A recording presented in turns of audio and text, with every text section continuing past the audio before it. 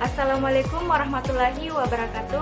Saya Saliza Zahira, mahasiswi dari Universitas Megarizky Makassar, program studi S1 Farmasi dari kelas A.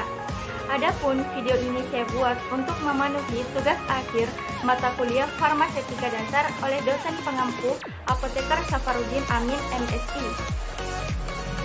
Baiklah, langsung saja masuk ke pembahasannya.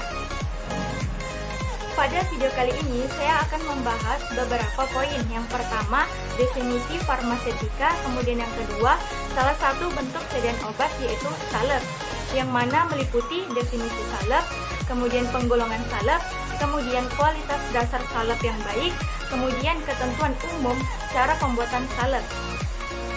Langsung saja masuk ke poin yang pertama, yaitu definisi farmasetika. Farmasetika adalah ilmu yang mempelajari tentang cara penyediaan obat, meliputi pengumpulan, pengenalan, pengawetan, dan pembakuan bahan obat-obatan ataupun seni peracikan obat, serta pembuatan sediaan farmasi menjadi bentuk tertentu hingga siap digunakan sebagai obat. Kemudian masuk ke poin kedua, yaitu definisi salep. Menurut Farmakope Indonesia edisi ketiga, salep adalah sediaan semi padat yang mudah dioleskan dan digunakan sebagai obat luar. Dan menurut Farmakope Indonesia edisi keempat, salep adalah sediaan setengah padat ditujukan untuk pemakaian topikal pada kulit atau selaput lendir. Salep tidak boleh berbau tengik kecuali dinyatakan lain kadar bahan obat dalam salep mengandung obat keras atau narkotika adalah 10%. Selanjutnya yaitu penggolongan salep. Yang pertama, menurut konsistensinya, salep dibagi menjadi yang pertama, agenta adalah salep yang mempunyai konsistensi seperti mentega, tidak mencair pada suhu biasa tetapi mudah dioleskan tanpa memakan tenaga. Kemudian yang kedua ada krim, adalah salep yang banyak mengandung air, mudah diserap oleh kulit. Kemudian yang ketiga ada pasta, adalah suatu salep yang mengandung lebih dari 50% zat padat atau serbuk. Suatu salep tebal karena merupakan penutup atau pelindung bagian kulit yang diberi. Kemudian ada cerata, adalah suatu salep yang berlemak yang mengandung persentase tinggi lilin atau waxes sehingga konsistensinya lebih keras.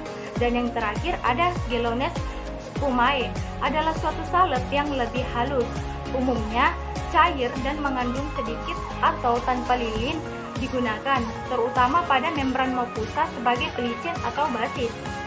Kemudian masuk ke penggolongan resep yang kedua, yaitu menurut efek terapinya. Terbagi atas, yang pertama salep epidermis ataupun salep penutup.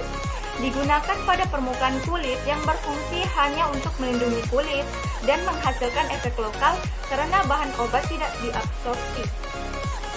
Dan yang kedua yaitu salep endodermik, salep di mana bahan obatnya menembus dalam tetapi tidak melalui kulit dan terabsorpsi sebagian. Untuk melunakkan kulit atau selaput lendar diberi lokal irisan. Kemudian yang ketiga salep diadermik atau salep serak, salep di mana bahan obatnya menembus ke dalam melalui kulit dan mencapai efek yang diinginkan karena diabsorpsi seluruhnya. Kemudian masuk ke penggolongan salep yang ketiga, yaitu menurut dasar salepnya. Terbagi atas, pertama ada salep hidrofobik, yaitu salep-salep dengan bahan dasar berlemak, misalnya campuran dari lemak-lemak, minyak lemak, malam yang tak tercuci dengan air.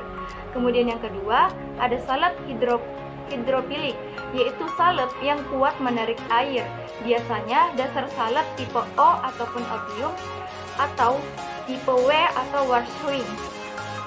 Kemudian masuk ke poin kualitas dasar salep yang baik, yaitu yang pertama stabil, selama dipakai harus bebas dari inkompatibilitas, tidak terpengaruh oleh suhu dan kelembapan kamar. Kemudian yang kedua lunak, semua zat yang ada dalam salep harus dalam keadaan halus dan seluruh produk harus lunak dan homogen. Kemudian yang ketiga mudah dipakai. Yang keempat, dasar salep yang cocok. Dan yang terakhir yaitu dapat terdistribusi merata. Kemudian masuk ke poin terakhir, yaitu ketentuan umum cara pembuatan salep. Yang pertama, peraturan salep pertama.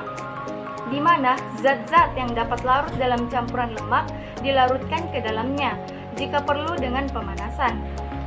Kemudian masuk ke peraturan salep kedua, bahan-bahan yang dapat larut dalam air. Jika tidak ada peraturan-peraturan lain, dilarutkan lebih dahulu dalam air, asalkan air yang digunakan dapat diserap seluruhnya oleh basis salep. Jumlah air yang dipakai dikurangi dari basis. Lalu, peraturan salep ketiga. Bahan-bahan yang sukar atau hanya sebagian dapat larut dalam lemak dan air harus diserbuk terlebih dahulu, kemudian diayak dengan pengayak B40. Dan yang terakhir, peraturan salep keempat.